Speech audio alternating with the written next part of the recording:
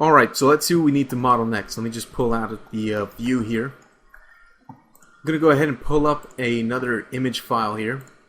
I'm going to go to my Scene Assets Images where I place all my images here. And this is what I'm going to create. I'm basically going to create a coffee table set here for the living room area. Okay, because we need this. So let's go ahead and model it. So I like this one. I like the design. It's pretty simple. I like the wood color.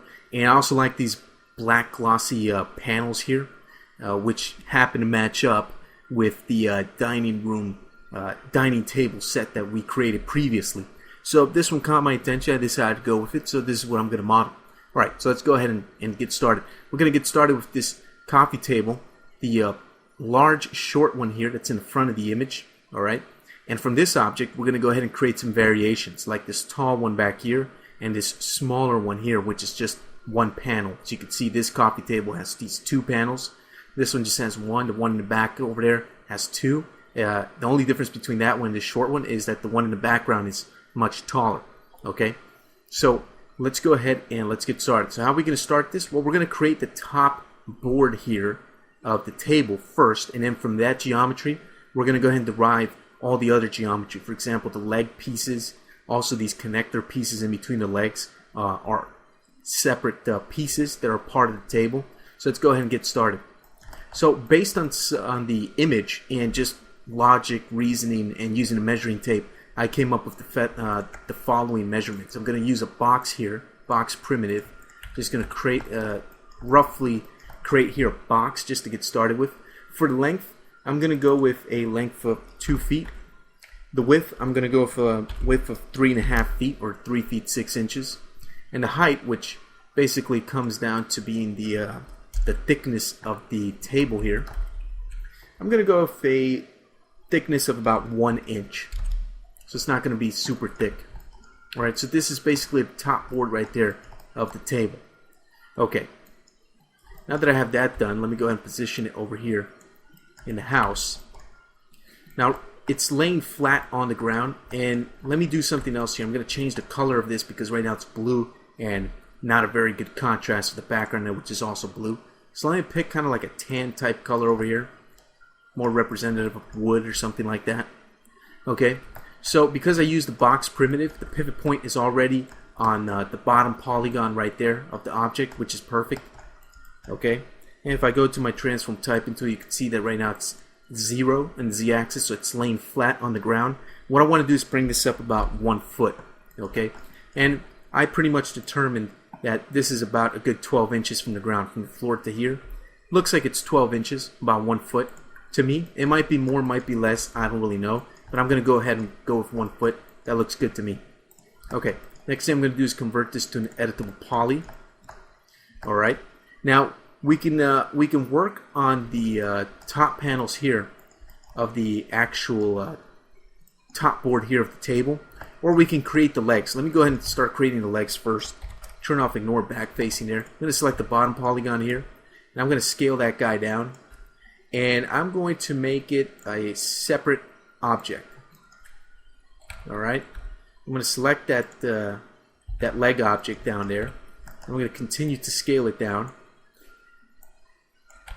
Now it's a rectangular shape, but as we can see in the image here, it has to be more of a square shape, even on all sides, as opposed to being a rectangle. So what I'm going to do is I'm just going to scale this down and just eyeball it, try to make myself a square piece here. And I can eyeball it. It's not too hard to eyeball a square. Alright, just going to take this very quickly over here. Make sure vertex snapping is turned on. I'm going to snap it to that end vertex, the corner bottom vertex there of the table. Okay, now I'm going to take the object itself and go to the hierarchy tab, go to effect pivot only, and center to object. Alright, now if the pivot point over here, I'm going to take it, I'm going to snap it to the top edge corner right there of the leg object right here. Okay, so now what we can do is we can take the object and snap it to the corner there of the table, which is what I want to do. And let's see here, the leg is a little bit small, so what I'm going to do is I'm just going to scale it up like so. Actually, it'd probably be a lot smarter to scale it up at the object level as opposed to the polygon level. So I'll select the object here, and I'll go ahead and scale this up. So I'm going to make myself some pretty thick legs here for the table, because I can see in the image that they're pretty big, fat, thick legs, as you can see here. So I'm going to try to mimic that here with my table. So about right here is good. Okay, I'm going to take the polygon there at the bottom, and I'm going to scale it down. And the reason I'm scaling it down is because I want there to be a little bit of overlap there from the table over the leg, because if I look at the image, see how there's a little bit of overlap right there. If I zoom in, the table, the top board actually overlaps over the leg. So I want to mimic that, and I can do that easily by scaling the polygon down slightly like so. Okay, now I'm going to just extrude it, and I know it has to go down to the floor, so I'll open the transform type in tool. I'm going to type in 0 for the z-axis, so it goes down to the floor. I'm going to delete that polygon right there because we don't need it anymore. Okay, alright, now with that done right there, what I'm going to do next is, if I look at my image here, looks like my leg is a little bit bigger than what it's supposed to be. So I'm going to select this guy here, and I'm going to make sure that I scale on the Y and X axis. So I'm going to go right here and scale that down a bit. And you'll notice that something weird is happening here. See that?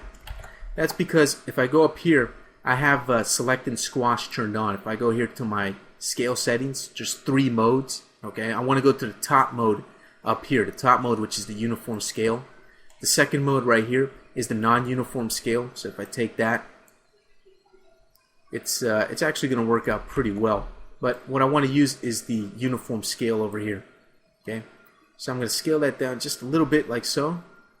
Okay, so the legs are a little bit thinner. Okay, I'm happy with the legs like that. I'm a pretty picky person. Okay, so I'm going to say I'm happy with that leg. Alright, now the next thing I'm going to do is I'm going to come over here, select that polygon, use the scale tool here, and I'm going to scale down a new polygon, holding on shift to make basically a clone. And the clone object is going to be a separate object, so make sure you say clone to object. Hit OK. Select the object right there. And get that polygon. Let's move it up. And the top edge up here can go slightly into the top geometry there of the table. Take the bottom edge. And what we want to do is go back to the reference image. Basically, I'm making this connector piece that goes right here. Okay. And you can see about the height there of it from top to bottom. Okay, so get a rough idea of it, and then just try to mimic that. So I think I got it right there pretty good. Okay, I'm going to say that I'm happy with that. So the next thing I'm going to do is I'm going to take that polygon, I'm going to extrude it out. I'm going to pull it to about here, and then delete that polygon. Okay. Now the reason I'm going to leave it like that is because later I'm going to symmetrize this, and I don't have to worry about the other half. Okay, so that's why I'm doing it this way. Now, if I take this guy and go to see-through mode at top board, and then I grab the connector piece again, I can see that I have a polygon up here, which is inside the geometry, and it's never going to be seen, so it shouldn't be there. So I'm going to delete it. Okay. Now, the next thing I'm going to do is I'm going to take this guy here. I'm going to go to element mode. I'm going to select this element right here. And what I'm going to do is I'm going to go ahead and hold shift while I rotate this 90 degrees, and I'm going to create a new element right there. Okay. I'm going to take this guy and I'm going to try to just eyeballing it's perfectly fine. I'm going to eyeball it and get it to about the center of this leg right there. Okay. And I'm going to move this to about out here. Basically, I'm moving it until that edge right there goes right into the leg. So as soon as it goes into the leg, I'll just stop moving it. And I'll take these vertices that are at the edge over here, and I'll just move them in like this. Okay? So right there is good. We're going to symmetrize this later, so it's going to take care of all the work for us. I'm going to grab the top board up here, and I'm going to work on the top board now. I'm going to go to polygon mode. I'm going to select this top polygon. And what I need to basically do is I need to create these panel pieces right there. So the question is, how in the world do we create those panel pieces? Here's how we're going to do it. Go to edge mode, select these two edges, go to the connect options, make sure you connect it with one segment in the middle, make sure that the pinch and slide is set to 0, hit OK, And now let's go back to polygon mode, and with these two polygons selected, what we're going to do is we're going to go to the quad menu, go to the inset options, the tools. And you notice that if we inset this, it'll inset the polygons together. That's not what we want. So let's select in the inset type, select by polygon. And in the amount, if we increase this amount, we'll get something, I think 2 inches looks pretty good. So I'll go with 2 inches for the inset amount, hit OK. Okay, so there's our two panels that are going to represent these little black shiny pieces right there. So if I zoom in here, you can see we have a little bit of detail. The black pieces here are separate objects from the wood. It's not part of the wood. Okay, so you can see that there's this groove here where the black panel sort of sits. Alright, so let's imitate that groove just so our model looks more realistic. So to do that's pretty easy. We'll go back to the quad menu with these two polygons still selected. Select Inset so we can use the interactive inset tool and just click and drag. And just drag slightly so that we get ourselves a sort of, sometimes it can be kind of tricky to do this.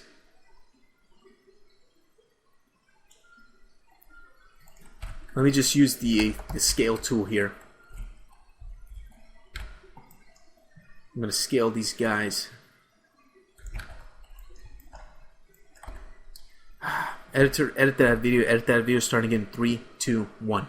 So let's go to the quad menu, select the inset tool options here, and we're going to inset a very small amount, something like this, about 0.1, and hit OK.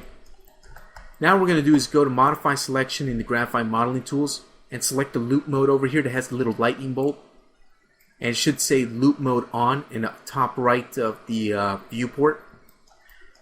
And select this polygon here, control click this polygon, select this polygon, control click the other polygon there in the strip, and you should have the loop of those polygons selected. Now we're going to right click and we're going to go to the extrude options. And you can see it extrudes it upwards. We don't want that, so let's pull it down. If we go to see-through mode, we can see this a little bit better. And basically you just want to pull this down into the table geometry. The amount that you want to pull it down is not too much. You don't want it to pop out the back side of the polygons like this. So just do it enough to where you have yourself a nice deep groove, but it doesn't penetrate to the back side. I'll hit OK. I'm happy with that. And there we go. Now we have the groove right there of those panels, which makes the model look much more realistic when you have little details like that. Okay. Now, since my pivot point on the table is already in the middle, I can symmetrize this. But before I symmetrize, I'm going to make sure that the top board is selected. I'm going to go to the quad menu, select the attach tool. And I'm going to attach the leg and these connector pieces. Alright, so let me just confirm that it's all one object, and it is. Now the rest is pretty easy. All I have to do is go to the modifiers menu, go to mesh editing, grab myself a symmetry modifier, and it's going to symmetrize this in the x-axis, as you can see. Okay, let's drop another modifier. We'll go to mesh editing, we'll drop another symmetry modifier. This one will go in the y-axis like this. And you can see it's going to cause a problem. That's because we have two symmetry modifiers on top. So let's do this. Let's go ahead and delete that top symmetry modifier. Right click, hit collapse all. Make sure it's an editable poly, which it is. And you can see it symmetrized it, made the changes permanent. We'll go back to modifiers, go to mesh editing, drop another symmetry modifier, and make this one in the Y. Damn it. Of course. Editor, I made another mistake. Edit that part out of the video. Edit that part out of the video. Start again in 3, 2, 1. So here you can see that there's a problem here. It didn't symmetrize the way we were expecting it to in the Y-axis. Okay. Now the reason it did that is because we have to flip this. So see this little flip option right there? Go ahead and put a check mark right there in that selection box, and this is what you'll end up with. Okay. Make sure that you have slice along mirror and weld seam turned on. Okay. So I'll right click. I'll hit collapse all. Makes it an editable poly. Perfect. Now we do have this kind of cut in the middle. I don't want this this cut right in the middle of the object going this way. So I'm going to select that. I'm going to select the loop. Hold down Control Backspace to get rid of that. And there we go. Nice. So it's nice and clean. Okay, so that coffee table is done. Now if we open up this thing here, if we open up our reference image here, we can see that we have ourselves 3 variations of the coffee table. We have this tall one over here, and then we have this one which consists of just one of these panes, or one of these halves of the coffee table. So it looks like basically this was cut in half, and then some legs were added to the end, and you end up with this, right? Let's create this one in the back. The one in the back is the same exact thing that we've already created, only the legs are longer. Now it looks like it's taller too, at least twice the height of this one. So what I'm going to do is I'm going to clone this guy here. Hit OK. Now the pivot point should be aligned with the bottom polygons that are down here. Okay, so basically what that means is if I open up the transform tool, right now this is at 1 foot. So what I can do is just, if I want to make this twice the height, just go to 2 feet instead of 1 foot. Close that. And then all I have to do is basically just grab these vertices here on the bottom for the legs. Okay.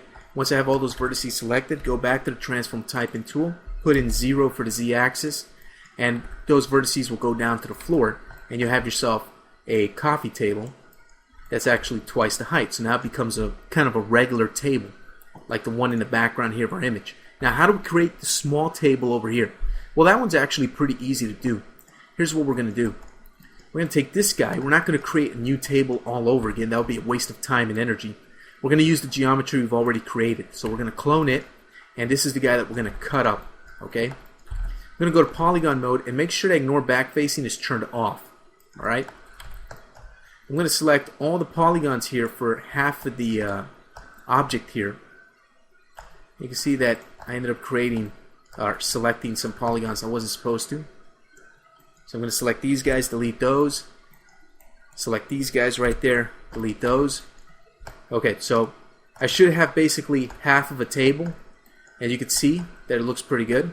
All I have to do is basically symmetrize this, but the pivot point is in the wrong place. So what I'll do is I'll go to the hierarchy tab over here, go to effect pivot point, and tell it to center to object. Now if the pivot point's centered to the object, it's pretty easy. All I have to do is go to modifiers, mesh editing, apply symmetry modifier to it. It's already by default on the x-axis, and that looks pretty good. So there you go. There's your little coffee table there. Let's go ahead and collapse that modifier stack. I'm going to take that edge that's in the middle right there. Okay, I'm going to hold down Control and Backspace to get rid of that. Don't really need that right there. Okay, so there's our smaller coffee table. Now, we can see here that the coffee table actually looks like it's a little bit taller. It might be an optical illusion though of the image, the perspective of the image. But let's say it is a little bit taller, maybe 1.5 times the height of this one. How can we go ahead and make it 1.5 times the height? Well, the pivot point has moved, so it's no good where it is right now. But we can change the pivot point. We can align it with that polygon that's up there. And the way we can do that's pretty easy. I'm going to hold down Shift, right-click to open up the quad menu here for the grid and snap settings. I'm going to click on grid and snap settings. I'm going to turn off vertex snapping. And what I'm going to do is I'm going to turn on, I could turn on either face or center face. Really doesn't matter. I'm going to go ahead and turn on face snapping and close that. I'm going to go to the hierarchy tab, go to effect pivot point only. I'm going to take that pivot point, activate snapping, and you're going to see that it can snap right there to that bottom polygon. And when I do that, I'm going to turn snapping off. The pivot point is actually aligned to that bottom polygon that's right here. See that? So now if I go to my transform typing tool, you can see that it is in fact there. My pivot point is set at 1 foot. So what I can do is go to 1.5 feet, which is 1 feet 6 inches, so it's a little bit taller. Okay, I'm going to go to vertex mode and select all the vertices on the bottom there.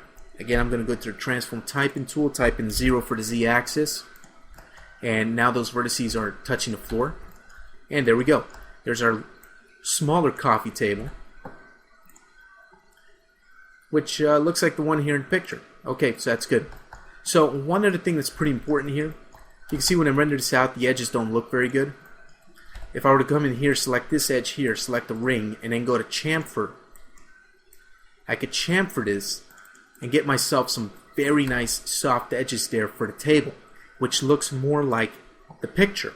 So why am I going to choose not to do that? I'm going to hit cancel right there. I'm going to choose not to do that because with this tutorial series, we will be rendering with Mental Ray, and Mental Ray has the ability with Mental Ray shaders to create a bump map effect during render time that creates an optical illusion of beveled edges on hard corners like this. So we don't have to create heavy geometry and waste time modeling in bevels for our objects when we can allow a shader to just do it for us automatically, and that saves us a lot of time and work. And it also creates a lighter scene because we can have these primitive objects that have less geometry, which makes it easier to render them out, and it makes it easier to UV map and texture these objects later. Okay, so the simpler the geometry you can get away with, the better and easier it's going to be for you to work.